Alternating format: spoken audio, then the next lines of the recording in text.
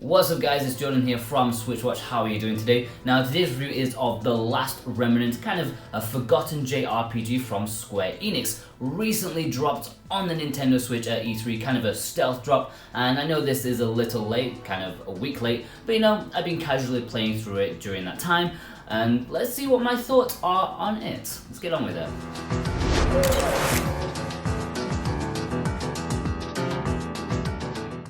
The Last Remnant was originally developed and released during a very weird time for JRPGs, during the PS3 and 360 era when JRPGs could be exclusive to the Western system and bypassing the homeland console. Tales of Vesperia, Lost Odyssey, the ridiculously titled Infinite Undiscovery, and today's game The Last Remnant, all of them originally exclusive to the Western Xbox 360. What a time.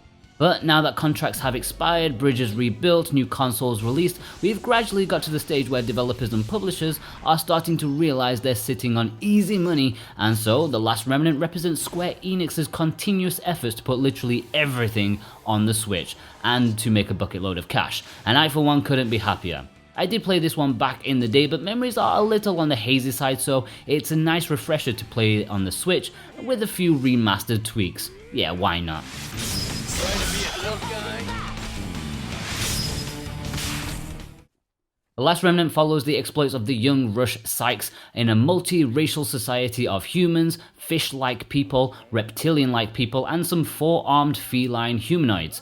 At the beginning of the game, Rush's sister is kidnapped, and soon after he is recruited into the plainly named David's Army, and along comes an evil dude ready to conquer the world, simply titled The Conqueror. When it comes to JRPGs, the story for The Last Remnant is decent. I wasn't overly invested like I have been in the past with classics of the genre, but it's serviceable. The characters were nice enough, but I didn't care a whole lot about their fates nor of the fate of the world that The Last Remnant is set in. It's certainly not the worst by any means, decent but not mind-blowing, which is really what sells me on a JRPG these days. I do applaud the story for not going half-hearted in the cutscene dialogue. There are so many cutscenes of people just standing around talking, but they are well directed. Camera angles change, characters emote and walk around like you'd find on a movie scene.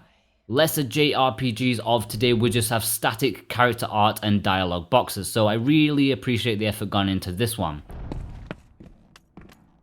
I'm not going to go into a whole lot of detail about the gameplay, it's a JRPG which pretty much speaks for itself, but I do want to delve into the battle system, which for me is one of the most unique around. Maybe more so in presentation than in actual mechanics, but it feels very different if you're used to the standard Final Fantasy type JRPG. So basically, you don't really control your character to fight by themselves. In fact, you have a horde of troops to command, which makes it feel far more tactical than your standard experience. Each unit is known as a union, made up of story characters or hireable grunts, and they target other unions of the enemy. You start off small scale, but later in the game it feels like you're maneuvering an entire army, which is something other JRPGs fail to achieve, even if that's what they set out to convey. They also implemented small military tactics to cement that feeling. If two opposing units go head to head, they will be deadlocked. This means that they are easily able to be flanked by other units, or even completely surrounded to their detriment. It also affects the morale gauge, which can help sway the advantage in battle. With like 25 characters at your disposal per battle, it can make them quite long-winded at times, and perhaps a little exhausting. And don't get me started on trying to keep up with who is who and who is doing what to who. It can be very confusing at times, especially when you're fighting other humanoid characters who can look remarkably similar to your own fighters. Thankfully, there is a speed up feature that you can initiate before you confirm your actions. Indeed, that can help alleviate the grind that you may feel that you need to do at times. I kind of like it. In the bigger battles, you can feel the to and fro, the almost tug of war-like nature to it. But I do think that the morale gauge is influenced a tad too much in the favour of the enemy though. They often have way more unions than you, which makes the morale swing to their favour pretty much all of the time. Plus, you're unfairly punished for taking a breather to heal. One last thing I want to mention is the critical trigger mechanic, which is basically a quick time event mechanic. These happen mid-battle to give you a second chance or a stronger hit. They're actually quite tough, I think mainly thanks to the indicator being a little busier than it could be, but it does take away some of the monotony of the battles being on auto. If you don't like this, then you can set those to automatic too, which randomly chooses whether they succeed or not. So yeah, it's complicated for sure and will be where the game lives or dies for you. It took a while for me to get used to what they were going for, and I wasn't sure about it at first, but it did eventually click, and I started to enjoy it very much. I do think that battles can be overly long at times, and JRPG fans will need a little bit of patience with this one and its mechanics. My major criticism of the battle system and gameplay overall is that the last remnant is incredibly out of the player's hands at times. It feels like your fate is out of your control and left to the whim of the computer. During fights you're given vague options of what you can do: standard attack, physical special attack, magical attack. Yes, but which forms? Which magical attack? Well, that's up to the computer to decide which one you use. Want to heal? Well, only when the game is generous enough to allow you to. So when you know that that tough enemy has the potential to wipe you out, even when you're only 10 to 20% down on your health, but you still want to heal to be sure, the game won't let you, and you'll die. Even things like not being able to choose what equipment your other party members have is another example. There is tacticality here, but you do feel like you're hitting the buttons and hoping for the best at times. There's a bunch of luck here which you will need to accept or you'll probably hate the game. Outside of the battle system, there is a fun take on how you get into the battles. Many of you will be relieved to hear that random battles are not a thing. Instead, you can bump into monsters on the overworld. The gimmick here, however, is the time shift. You can slow down time and then close in to as many enemies as possible to group them together to initiate a big, massive battle. It's risky getting too many as you can easily be overpowered even by the small generic enemies, but there is a risk versus reward side to it as you can get massively more experience and items for crafting, selling if you have more enemies at one time. It's a tough game, no less because the game doesn't give you much advice as to what works in terms of unit grouping. Early on, I wrongly spread my units out into as many unions as I was allowed. That is always a mistake because that makes each individual union weaker. It's not really balanced at all here. You never have enough soldiers to fill out all the unions and make them viable. For example, you'll fill out 2 unions completely and then have one feeble runt union with a couple of soldiers that will die in 1 or 2 hits. If you spread the soldiers out to balance the unions equally, your entire army will be very weak. I just think it was not thought out completely.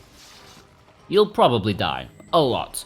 I was really scratching my head as to what I was doing wrong until I decided to have fewer unions but pipe them with more soldiers, and even then you'll come across some walls of difficulty in certain battles. Thankfully, there is an auto-save feature which will save your bacon many a times, and you will barely lose any progress if you die and get sent back to the title screen. There is lots of content here, lots of side quests to do, lots of places to visit, and a massive story to get invested into.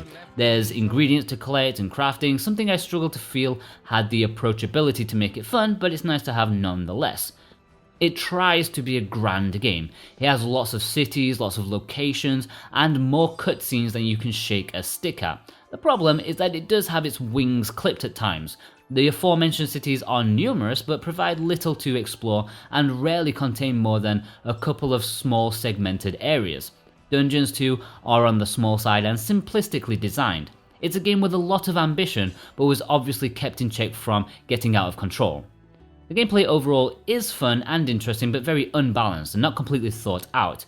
It's different for sure, and I think you'll enjoy it as long as you can overcome the road bumps along the way. The soundtrack was mostly composed by Tsuyoshi Sekito, apologize if I butchered that name, who is best known for, well, this game, as well as many of the Kingdom Hearts spin-offs, as well as smaller Square Enix releases, or rearranging many Final Fantasy songs for various projects. How is it? Well, it's a monster of a soundtrack that is pretty well done. It's very orchestral, going for an epic, grand feel, but individual tracks don't become anonymous, like I feel so many do that go for this style. The Last Remnant may be one of the most underrated soundtracks that Square has produced. I've never heard anyone talk about the soundtrack for this game, but it really is very good, and I enjoyed listening to it outside of the game, not only when playing. There is voice acting here, and it's a mixed bag if I'm being honest. I appreciate that it is here, but the delivery varies from great to dreadful, depending on the character. I'm not doubting the actor's abilities, but I think they've been misdirected, delivering lines lacking in context. The Marquis David is especially poor, with an accent bordering on Cockney, hardly regal talk. Visually, the game is pretty appealing. Despite it being a game that's over 10 years old, the character models are fantastic. They are the star of the show. Although facial animations is lacking behind something like the Final Fantasy XII remaster. Environments are less appealing, and I would say that the textures are unfortunately lower quality than what I would have liked. Still, it looks good in both docks and handheld mode, but handheld does look slightly washed out compared to being played on a big TV. Either way, it's fine. Back when it was initially released, The Last Remnant suffered terrible performance issues, something which knocked its critical rating down a few steps at that time, I'm sure, and I noticed it too back in the day. Thankfully, the performance is 99% solid here. In battle, occasional special attacks seen from the wrong camera angle can provide a momentarily slowing down of the frames, but it's nothing too serious. I was overall very happy with the performance here. Loading times were also a massive complaint from time-precious gamers. The stop-start nature to the game as you go from battle or cutscene inside a building, the load times killed the patience of everyone who played it. Here in this Switch remaster, I did not find them intrusive very much at all. Whether that's because they've been heavily sped up or not, I'm not sure, but as someone who specifically tried to notice the load times, well, I didn't, so that's a good sign. The Last Remnant is a monster game. You're looking about 70 to 80 hours for a standard playthrough. Of course, it's worth the $20 you'll be paying for it. If you're in the UK, you'll be looking at around £15, and for a meaty JRPG, it's excellent value for your money. It may not be top tier in terms of some other quality releases such as the Final Fantasy ones or Octopath, but it's still an excellent pick for the price. I mean, compare it to the Shining Resonance Refrain, which is like $50 or something. Yeah, The Last Remnant is a good deal.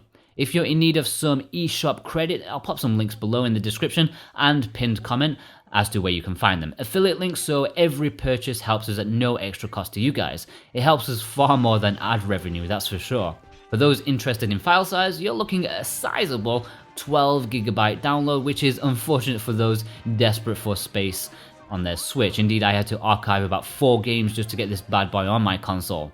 Before we get into my final thoughts, don't forget to hit that subscribe button to keep up to date with all our excellent Nintendo Switch content. Reviews, gameplays, and features, you'll find it all here. If you're a regular already, then continue to show your love with a thumbs up and a comment telling us your thoughts on The Last Remnant. Did you play this back in the day, or was it an impulse Switch purchase when it stealth dropped during E3? Let us know. Overall, if you're a JRPG fan, I do think that The Last Remnant is worth a look. The overall narrative is decent, if nothing exceptional, and you're looking at a lengthy campaign with interesting combat. It's certainly not a top tier on the Switch, but it's a great option for those who eat JRPGs for breakfast. I feel it's highly unbalanced at times and weirdly playing at the fate of the computer, but I still found I had interest in what it had to offer. Those with more broader tastes may find their time better spent elsewhere with maybe a Final Fantasy or Octopath, perhaps, but on the other hand, those games are 3 times the price of this one. So for me, The Last Remnant is a very solid 7 out of 10. If you're looking for other JRPG options on the Switch, then be sure to check out the playlist of the Final Fantasy stuff on the Nintendo Switch. It's well worth diving in there. I've been Jordan from Switch Watch, and I'll see you guys over there. Take care.